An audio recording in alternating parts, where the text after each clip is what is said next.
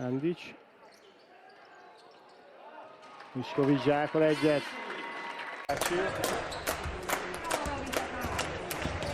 Ott is van, gyönyörű, úgy van.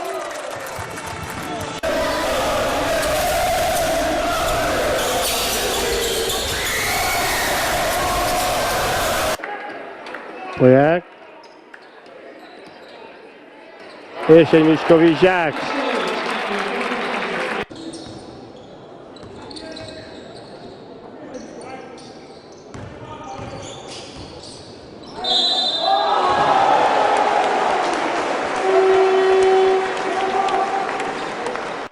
Szolnokon, de úgyhogy gyakorlatilag az utolsó percig vezettek a bajnoki címvédő otthonában. És Miskovics Polyák passzából zsákol egy látványosat, megvan a találkozó első kosara. Fields. Nem lesz jó. Dukic pedig visszaadja Miskovicsnak a labdát. Nem nézett körbe, mielőtt felugrott volna, hiszen az ég adta világon nem volt senki, aki elhozhatta volna a labdát. Ehelyett megint egy olyan... László. És itt tisztán marad az út Miskovicsnak a Gyűrű felé.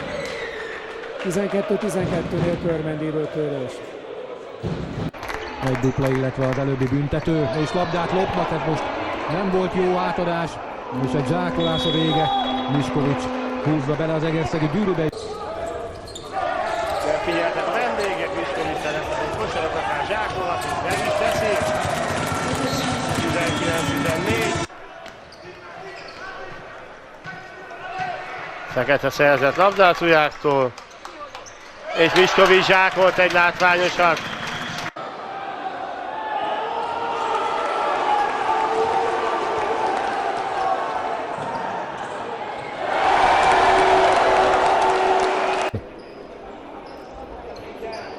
Hoppá!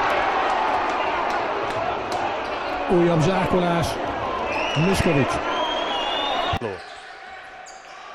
Dukic másodjára pattan el tőle a labda, Miskovics indul, be is zúzza a Gyűrűbe. 31-37.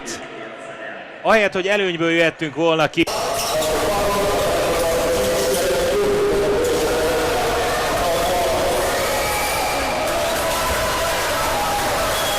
Valakinek kell majd vinni egy rekesfőt az öltözőbe, a mérkőzés után, hogy aztán a nagyon régi szokás megkívánja.